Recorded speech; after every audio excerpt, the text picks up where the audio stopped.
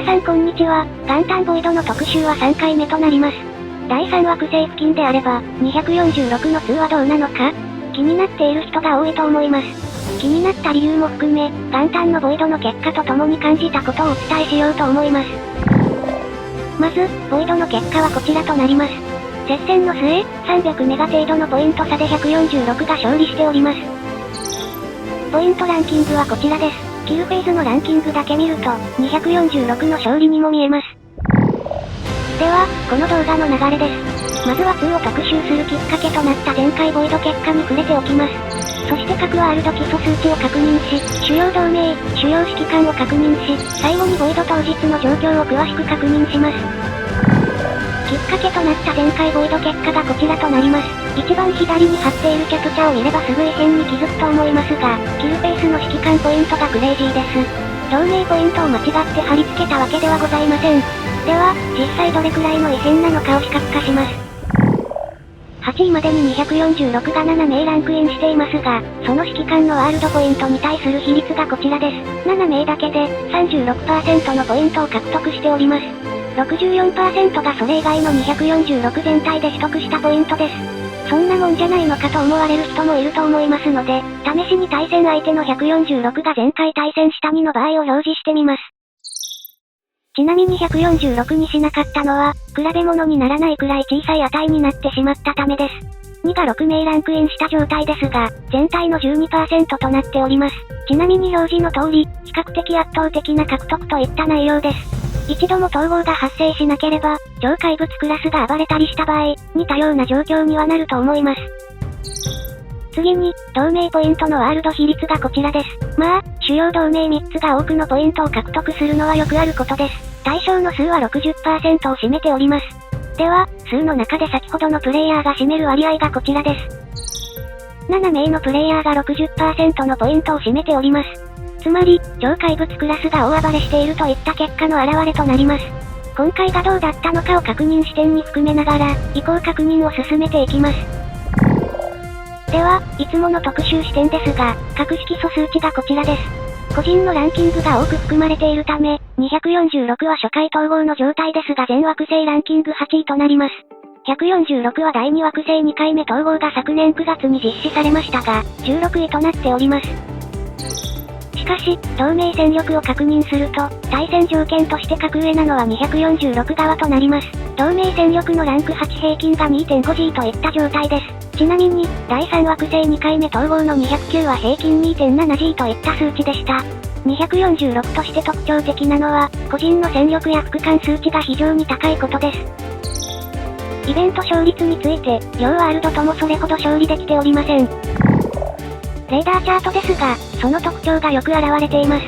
同盟関係の比較要素が低いですが、同盟については146が優勢です。それ以外は246といった状態です。246はその数値ゆえ対戦相手にも恵まれません。52や286といった強豪には負けてしまっています。が、内戦中のボイドではその数値を活かせた戦いの方が稀でした。146についても2と2度も対戦するなど同様に恵まれませんでした。主要同盟の戦力推移がこちらです。2だけ触れますが、内戦終了後、ウハウと統合した夏以降は大きく成長をしております。直近の同盟獲得ポイントはこちらです。前回のみ異常な数値ですが、これが引き続き行われるかに注目が集まります。146についてですが、2に対しジャブ同盟はよくポイントを獲得できたなといった様子です。ジャブは統合により大きく強化され、146のポイントゲッターといった位置づけでしょう。直近の同盟ポイントを視覚化します。2が圧倒的かと思いましたが、合計値としてはジャブ同盟とほぼ同数値です。246の直近指揮官ポイントがこちらです。怪物クラスは非常に多いですが、やはり目立つのはサッピー氏です。ファン氏や E 号氏が続いており、他、似たようなステータスの指揮官はゴロゴロいます。146については、直近は 1G を超える指揮官は不在といった状態でした。視覚化しますが、指揮官については顕著な差が現れております。食い合いになるので、条件さえ揃えばもっと指揮官のポイントは伸びてきそうなイメージです。そして、キルフェイズ直前の元旦午前9時のポイント状態がこちらです。3.5G ほどのポイントが離れてしまっています。かなり大きな差ですが、前回ポイントだとサッピー氏1人分か、と思えてくるのが不思議です。やはり、イベント内容としてはアクティブユーザー数が多いほど有利になりますので、前日までの推移としては、日を重ねるほどポイント差が開いております。それでは、キルフェーズの指揮官獲得ポイントをいつもの時系列形式で確認します。常時、じりじりといった形で246のプレイヤーが数値を伸ばしてきます。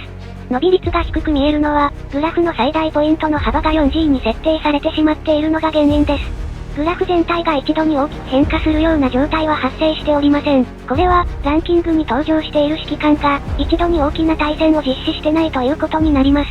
246らしく、指揮官ポイント上位はとても大きな数値を獲得し終了します。ワールドポイントの時間推移を確認します。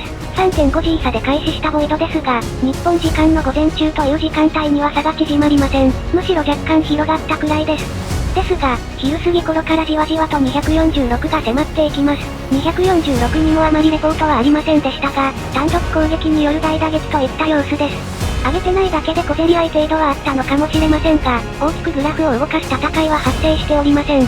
日本時間も夜半過ぎから未明にかけポイント差がどんどん縮まります。明け方には追い抜くかといったところで、唯一大きめの戦いが発生します。22名の2より、ジャブに対する攻撃は38名の防衛により防がれてしまいます。これを守りきった146は詰まった差をもう一度広げます。この5時の戦いで若干差はキープされ、再びラスト1時間で差を詰めますが、逆転にまで届かず時間切れといった形となりました。かなり面白い状況だったのではと想像できます。さて、いつも通り勝手な感想を漏らしてみます。まず、とても246らしい戦い方だったと思います。第2惑星2回目統合後で、3.5G の差を詰める能力に対してしかり、追い越し間際で、集団戦で敗れてしまうことしかりといった部分です。日本時間5時という時間帯が2にとってどのようなアクティブ数かはわかりません。また、元旦という特殊な日でもありました。しかし、2というか246としては、ボイドに限ると集団戦をしにくい状態になってしまっているのかもしれません。これは2点目でも触れます。そして、2点目ですが、246は246らしい状態が良いのかもと思います。これほど独特なワールドはありません。やろうと思ってできることでもありません。超怪物クラスにとって、50メガ程度までの都市であればなんとか単独攻撃の許容範囲内です。または、同レベルの怪物数人で処理できる場合がほとんどです。そうなると、通常のプレイヤーは出待ちするわけにもいかず、オンラインを保ちにくくなります。いざ、敵側が集まってきた場合も、揃いにくくなる可能性があります。一人はリーダーシップを取り団体戦を維持しながら、遊撃隊として怪物が雑魚を処理して回るなどの立ち回りが理想ですが、そうしなくても勝てる相手であれば、楽を取るのが人間です。今後、集団戦を得意とする285や286、269、309などと戦い、人数を維持する戦い以外では勝利が難しいとなれば状況は変わるかもしれません。3点目は、先ほど挙げたようなワールドにも十分勝てる能力があるといったところです。まだ、2となり、時間も浅いのでこれからに期待ですが、現状安定感はまだないように思えます。しかし、他ワールドから見た場合、ダークホース感が満載です。うまくはまればヤバい存在なので、うまくはまる前に勝負をつけたいといったところです。そして、大暴れしているプレイヤー以外にも大暴れ可能なプレイヤーがたくさん隠れているのもポイントです。少数でも、怪物クラスが潜んだ戦いは非常に厄介です。より身軽で、最大限の効果が発揮できる戦いであれば、即実践可能な気がします。今後も暴れ散らかし、第3惑星を盛り上げていただけたらと思います。今回も好き放題言ってしまい申し訳ございません。本日はここまでとさせていただきます。ご視聴ありがとうございました。